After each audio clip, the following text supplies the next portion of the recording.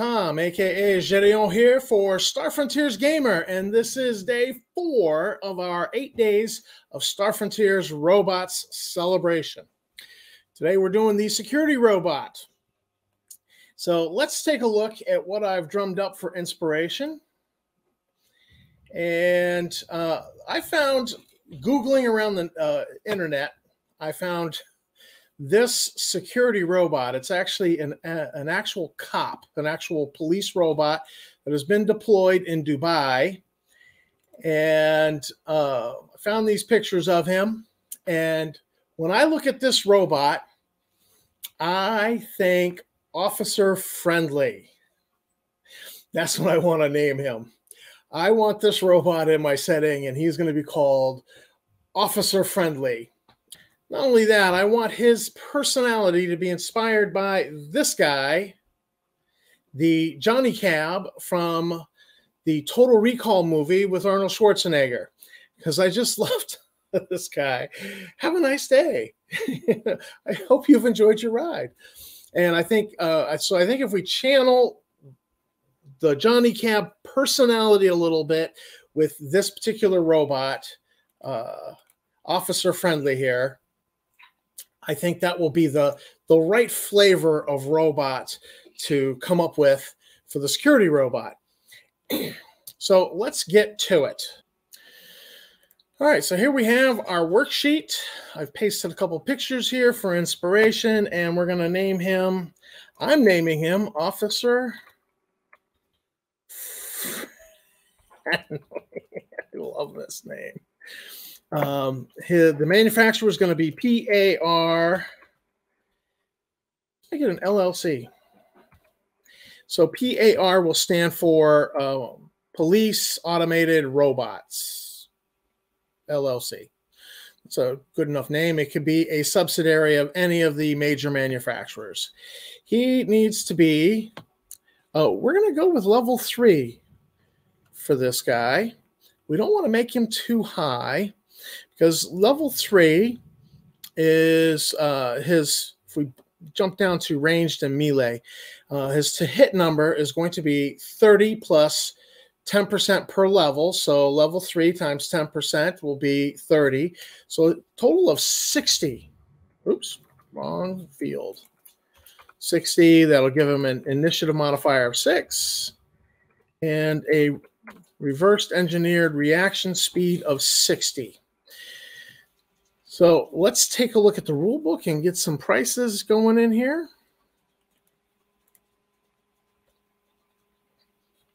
So again, I'm going to just reiterate, standard robot cost table. We ignore this. This is the landmine we don't want to step on.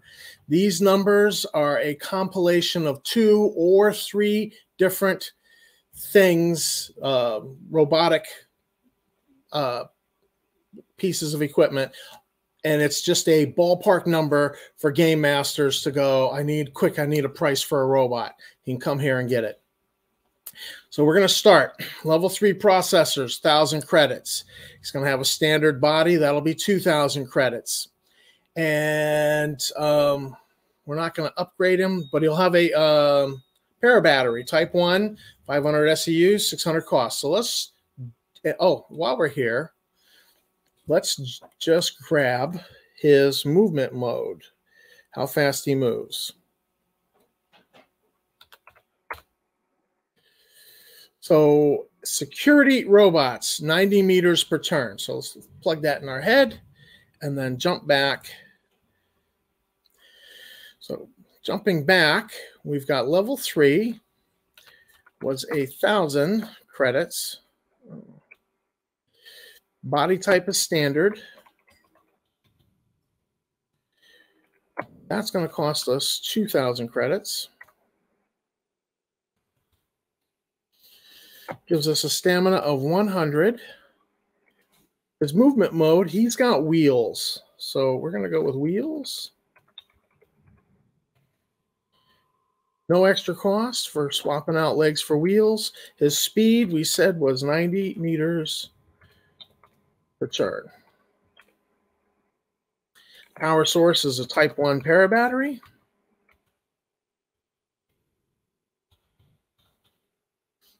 cost us a big 600 credits. Gives us 500 SEUs. We've already plugged in these other things. So programs, pretty straightforward here. He needs the restrain program so that he can restrain members of the core 4 species. And then he's going to need attack, defense. That allows him to use any of the weapons that player characters can use. He will need the computer link to converse with headquarters. Security, block, smart. We're going to create a law program. Let's put a comment there.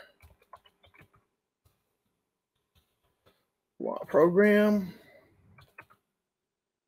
and facial recognition.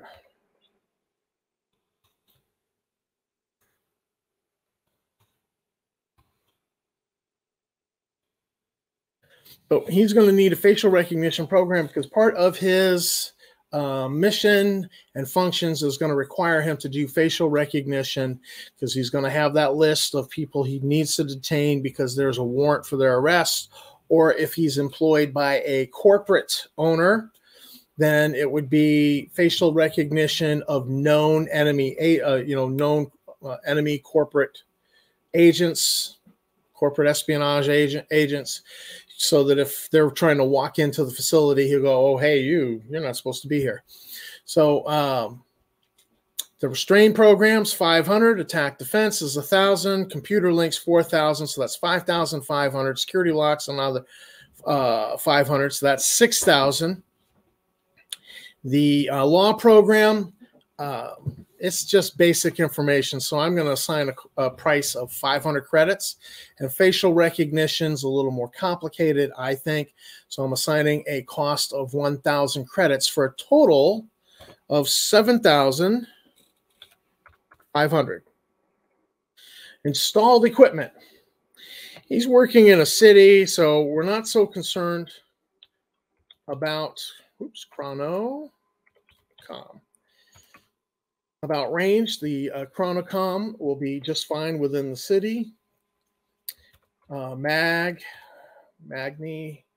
optics, these are basically the Magna goggles that player characters can use, just made for robots. He needs a flashlight.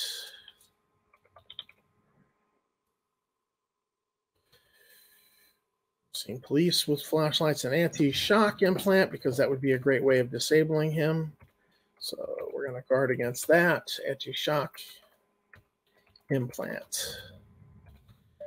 And a piece of equipment called the bot tracker.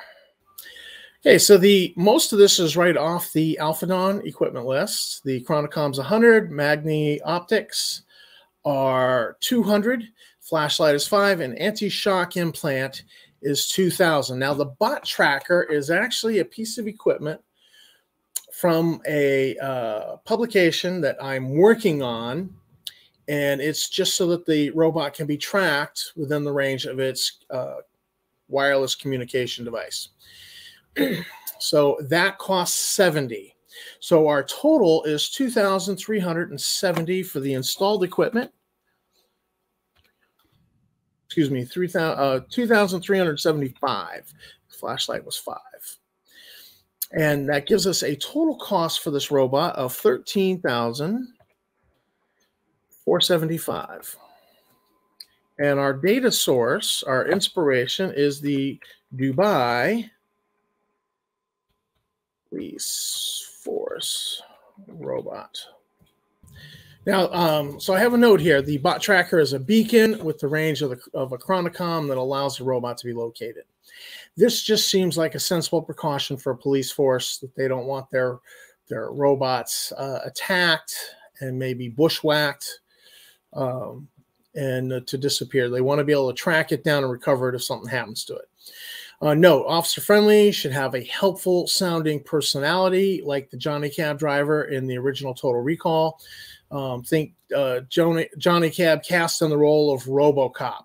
a little bit of RoboCop, a little bit of Johnny Cab, mix them together, and he's very literal and slightly irritating, and that's important. I really want this robot to be played as slightly irritating, such that if there happens to be a murder hobo in the group of player characters, that they might reach the point where they just decide to blow the robot away and be done with it, because there should be consequences for that action. So if anybody takes the bait of, all right, this robot's irritating me, and so I just wanted to set that up with this robot a little bit. Note, he also must be equipped with either an electro stunner or a sonic stunner, 2 clips, 2 tangler grenades, and 2 solve away for 770 credits more.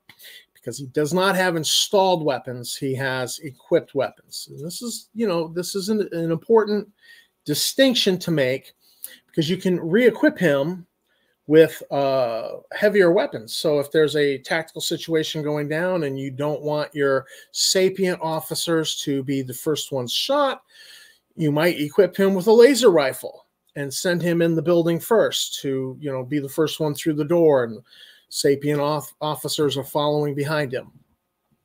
So our mission, if we jump down here, our mission is to patrol a service area, monitoring for blacklist individuals by facial recognition check against the central database, or observed crimes. So they're monitoring for the blacklist individuals who must be checked against the facial recognition checked against the database, and for observed crimes. They know what a crime is because it's in their law program. Perpetrators of minor crimes are to be given a verbal warning. Again, what a perpetrator of a minor crime is, that's in the law program. So he doesn't need a function on that. Restrain any blacklist individuals and any perpetrators of observed moderate to serious crimes, and call for backup. Orders from sapient officers are to be logged and obeyed. Now that's put in so that sapient officer shows up on scene and he says, you know what, we're not going to arrest this person, we're going to let them go, it was only a moderate crime. The robot will log it in case there's a question about, hey, how come? So it can, the log will be there, but the sapient officers have the opportunity to exercise wisdom and discernment, and they could say, this is not important enough, we got more stuff going on right now, we don't need to be screwing around with arresting this guy for this moderate infraction of the law. So functions. Patrol is defined as continuously moving with brief periods of stationary observation. The service area is defined as an area in which the robot will patrol either by a written description or simply a map of the area. I like the map idea because if the player characters ask what it is, I just hand the map over. Blacklist individuals are defined as anyone in the central database wanted for a crime or suspected of terrorism. Or suspected terrorist, or A. Let's put an A in there. In the case of Megacorps employing this robot, the blacklist would include known rival corporate agents. And backup is defined as a sapient officer, and the sapient officer is defined as a member of the Core 4 species in uniform with an ID badge confirmed by facial recognition against the central database. So just somebody in a uniform showing up does not necessarily qualify as a sapient officer that can give him orders. So they're going to use that facial recognition program to double check. So this is officer friendly.